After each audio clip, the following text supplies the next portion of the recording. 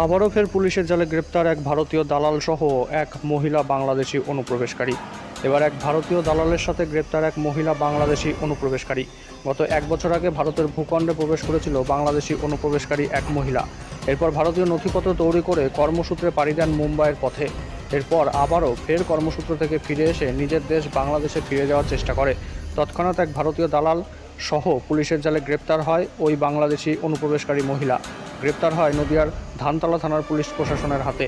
তবে জানা যায় বাংলাদেশি ওই নাগরিকের নাম আনিসা খাতুন, বয়স আনুমানিক 29 বছর, বাড়ি বাংলাদেশের সাতক্ষীরা জেলাতে। তবে অন্যদিকে গ্রেপ্তারকৃত ভারতীয় দালালের নাম হাবিবুর বিশ্বাস।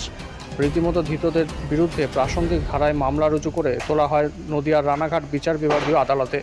কিন্তু পুলিশের তরফে জানানো হয় ধানতলা থানার অন্তর্গত ওই দালালের সহযোগিতায় ওই বাংলাদেশি অনুপ্রবেশকারী মহিলা ভারতীয় নথিপত্র তৈরি করে কর্মসূত্রে পাড়ি দিয়েছিলেন মুম্বাইতে। এরপর মুম্বাই থেকে ফিরে এসে গতকাল রাতে আবারও এক ভারতীয় দালালের সহযোগিতায় ওই বাংলাদেশি অনুপ্রবেশকারী মহিলা নিজের দেশ বাংলাদেশে ফিরে যাওয়ার চেষ্টা করলে ধানতলা থানার পুলিশ গোপন সূত্রে খবর পেয়ে দুজনকেই একই সাথে গ্রেপ্তার করে। স্বভাবত এখনও পর্যন্ত পুলিশের জালে গ্রেপ্তার হয়েছে প্রায় 500রও বেশি বাংলাদেশি অনুপ্রবেশকারী। তবে পাশাপাশি দালাল চক্রের সাথে যুক্ত থাকা ব্যক্তিদেরও রেয়াত করা হয়নি।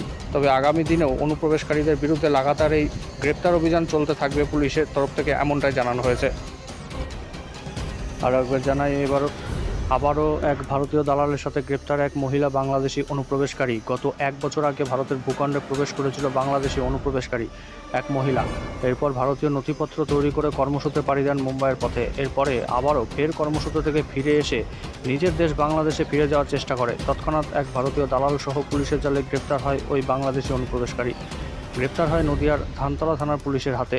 তবে জানা যায় বাংলাদেশি ওই নাগরিকের নাম আনিসা খাতুন, বয়স আনুমানিক 29 বছর, বাড়ি বাংলাদেশের সাতক্ষীরা জেলাতে। তবে অন্যদিকে গ্রেপ্তারকৃত ভারতীয় দালালের নাম হাবিবুর বিশ্বাস। রীতিমতো ধৃতদের বিরুদ্ধে প্রাসঙ্গিক ধারায় মামলা রুজু করে তোলা হয় আজ রানাঘাট বিচার বিভাগীয় আদালতে।